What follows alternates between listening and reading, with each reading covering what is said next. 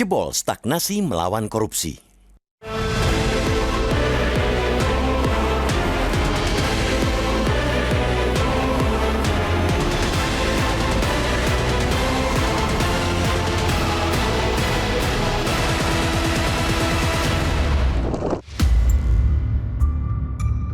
Tindak pidana korupsi di negeri ini tidak pernah benar-benar surut dan seakan tidak pernah kehabisan amunisi.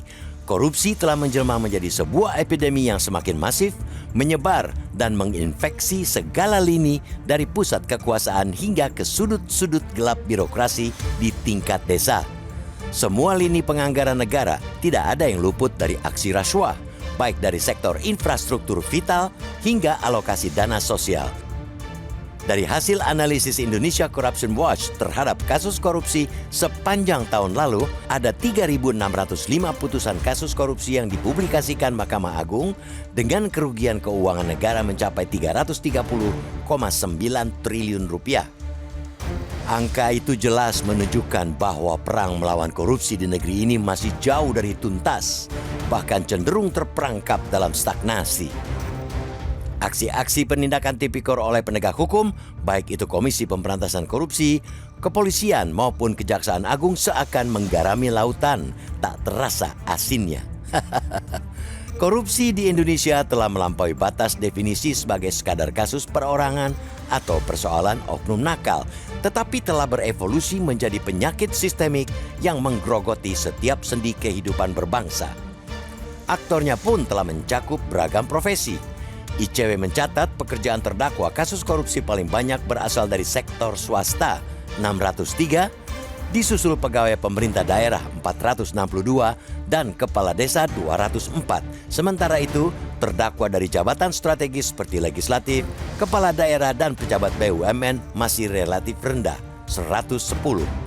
Banyaknya level pegawai dan minimnya pejabat yang ditindak menunjukkan bahwa usaha untuk memberantas korupsi belum mampu menjerat pelaku-pelaku kelas atas yang mungkin karena intervensi kekuasaan ataupun kebijakan-kebijakan yang tidak pro pemberantasan korupsi.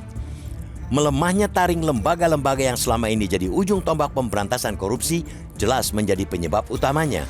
Sejumlah kasus korupsi yang menyentuh aktor-aktor kekuasaan terkadang prosesnya sering jalan di tempat. Oleh karena itu, Hari Anti Korupsi Sedunia tidak boleh menjadi sekadar ritual seremonial tahunan yang diisi dengan pidato-pidato berapi-api yang mudah dilupakan. Sudah saatnya bangsa ini bergerak melampaui retorika klise dengan mengembalikan taring pemberantasan korupsi. Memang, skor survei penilaian integritas SPI 2025 mencapai 72,32 poin atau meningkat daripada SPI 2024 yang mencatat 71,53 poin. Namun, skor ini masih dalam kategori rentan, sekaligus menunjukkan bahwa praktek koruptif masih terjadi. Begitupun dari indikator skor indeks persepsi korupsi. Skor IPK 2024, Indonesia masih di angka 37 dan menempati peringkat 99 dari 180 negara. Bahkan, untuk level Asia Tenggara, Indonesia menduduki peringkat kelima, kalah dari Singapura, Malaysia, Timur Leste, dan Vietnam. Situasi tersebut jelas membutuhkan komitmen dan kerja nyata dari pemerintahan di bawah Presiden Prabowo Subianto.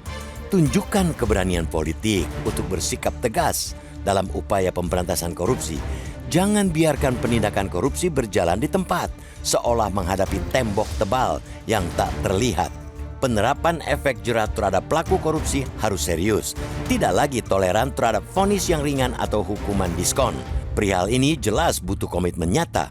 Pasalnya, rata-rata hukuman penjara bagi terdakwa korupsi hanya 3 tahun 3 bulan, dengan denda rata-rata hanya 180 juta rupiah. Disitulah mestinya menjadi momentum bagi Presiden Prabowo Subianto untuk mengubah keprihatinan dan kemarahan rakyat menjadi kebijakan konstruktif. Segera dorong pembentukan undang-undang perampasan aset yang sudah bertahun-tahun mandek. Pemiskinan merupakan sanksi yang paling menjerakan bagi koruptor. Rakyat tentu tidak mau terus-menerus hanya menonton kemarahan presiden di berbagai kesempatan. Karena korupsi tak kunjung bisa diberantas. Mari kita tunggu kebijakan konkret demi menepati janji mengejar koruptor kemanapun dan dimanapun mereka berada dan berlindung.